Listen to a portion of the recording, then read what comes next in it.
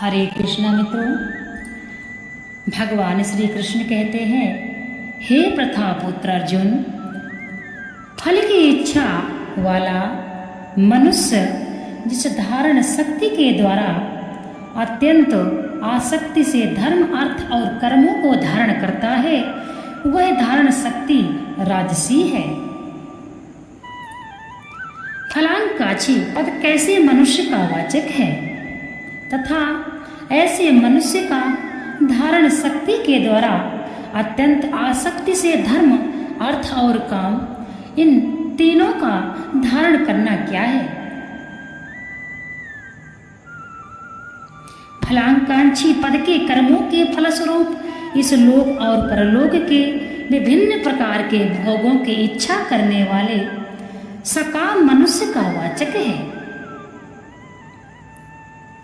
ऐसे मनुष्य का जो अपनी धारण शक्ति के द्वारा अत्यंत आसक्ति पूर्वक धर्म का पालन करता है, अर्थात धारण शक्ति के द्वारा अत्यंत आसक्ति पूर्वक धर्म का पालन करना, एवं जो धन आदि पदार्थों को और उनसे सिद्ध होने वाले भोगों को ही जीवन का लक्ष्य बनाकर अत्यंत आसक्ति के कारण दृढ़ता पूर्वक उनको पकड़े रखना है, वही उसका धृति के द्वारा अर्थ है और कर्मों का धारण करना है।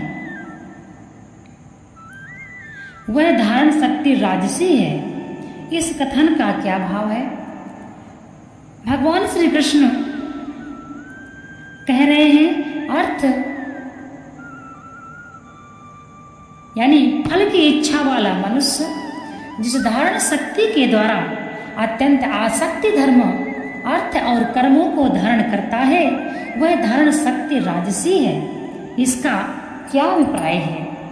इस कथन से यह भाव दिखलाया गया है कि जिस धरती के द्वारा मनुष्य मोक्ष के साधनों की ओर भी कुछ भी ध्यान ना देकर केवल उपर्युक्त प्रकार से धर्म, अर्थ और काम, इन तीनों का ही धारण किए रहता है, वह धरती रजोगुण से संबंध रखने वाली होने के कारण राजसी है। क्योंकि आसक्ति और कामना ये सब रजोगुण के ही कार्य हैं।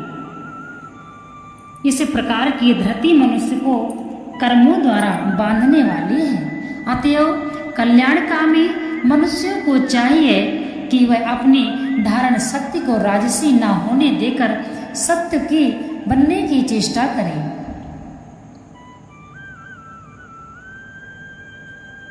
अब भगवान तामसी धरती का लक्षण बतलाते हैं। भगवान कहते हैं, हे पार्थ,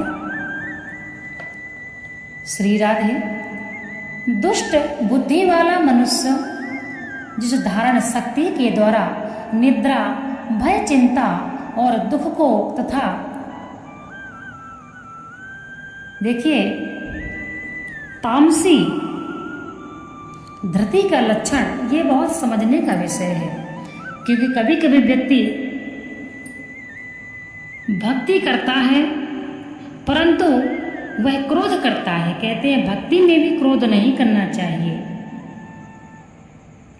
जहां भक्ति है वहां क्रोध नहीं है। इसीलिए साधु जब भी क्रोध करते थे तब उन्हें जरूर हानि होती थी। साधु का स्वभाव है शांत। इसीलिए अब तामसी धरती के लक्षण भगवान बता रहे अर्जुन को। भगवान कहते हैं, हे पार्थ, दुष्ट बुद्धि वाला मनुष्य जिस धारण शक्ति के द्वारा निद्रा, भय, चिंता और दुख को तथा उन्मत्तता को भी नहीं छोड़ता, अर्थात धारण किए रहता है, वह धारण शक्ति तामसी है।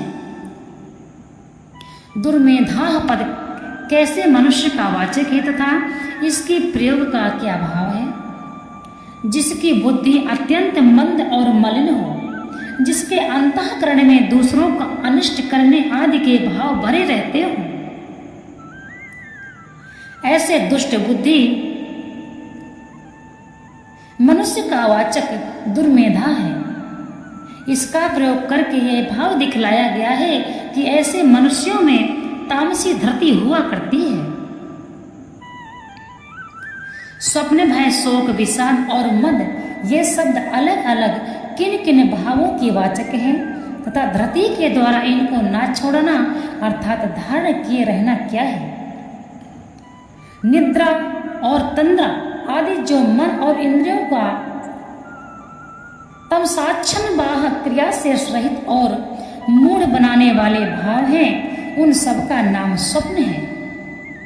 धन आदि पदार्थों के नाश की, मृत्यु के, दुख प्राप्ति के, सुख के नाश की अथवा इसी तरह अन्य किसी प्रकार के इष्ट के नाश और अनिष्ट प्राप्ति की आशंका आकांक्षा से अंतःकरण में जो एक आकुलता और गड़बड़ाहट भरी वृत्ति होती है उसका नाम भय है। मन में होने वाली नाना प्रकार की दुश्चिंताओं का नाम शोक है।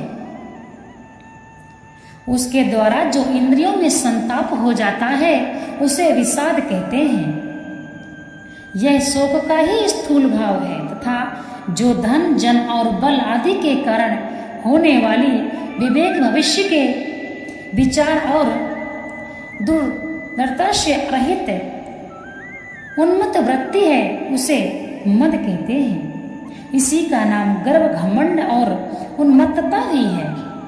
इन सबको तथा प्रमाद आदि अनन्यान तामस भावों को जो भी अंतःकरण से दूर हटाने की चेष्टा न करके इन्हीं में डूबे रहना है, यही धरती के द्वारा इनको ना छोड़ना अर्थात धारण किए रहना है।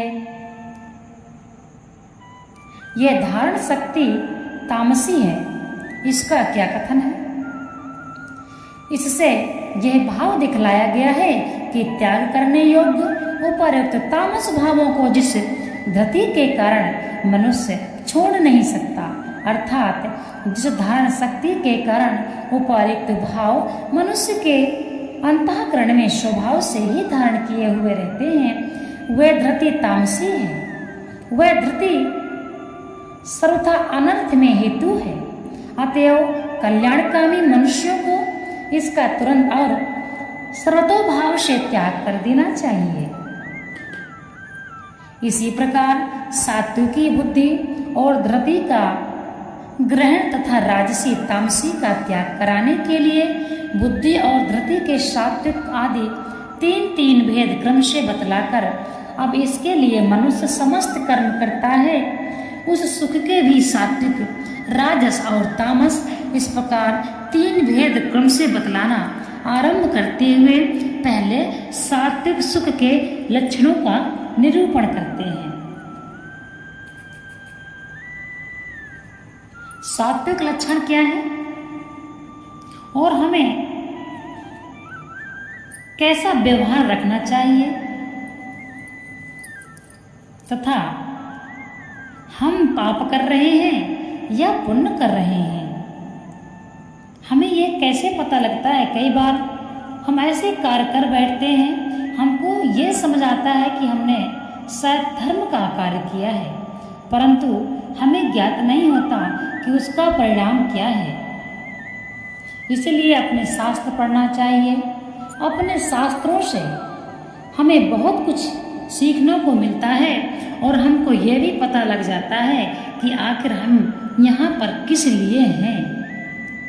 इस मृत्यु लोक में हमें क्या करना है, हम क्यों आए हैं और यहाँ पर हम किस लिए आए हैं और क्या कर रहे हैं, यह हमको समझ में आता है। श्रीमद् भागवत गीता में कर्म का सिद्धांत है, पाप और पुण्य करना। इसमें जो व्यक्ति पाप करता है, पुण्य करता है, श्रीमद् भागवत गीता जब आप पढ़ने लग जाते हैं तो आपको बहुत ही जल्दी से ये नहीं समझना चाहिए, परंतु जब आप निमित्त पढ़ेंगे और इसको धारण करेंगे मन में, जो पढ़ेंगे उसको आप मानेंगे। श्रीमद् भागवत गीता के अनुसार यदि आप अपने कर्म करते हैं तो आपको भगवान श्री कृष्ण से प्रेम हो जाएगा। कहने का तात्पर्य, चाहे आपका भक्ति में मन लगता हो या न लगता हो, आप भगवान श्री कृष्ण की पूजा करते हो या ना करते हो, परंतु श्रीमद्भागवत गीता में भगवान श्री कृष्ण का वास है। इसीलिए जो व्यक्ति भगवत गीता पढ़ता है, सुनता है, दूसरों को सुनाता है, वह व्यक्ति महान होता है। ऐसे व्यक्तियों के दर्शन करने मात्र से ही पाप नष्ट हो जाते हैं।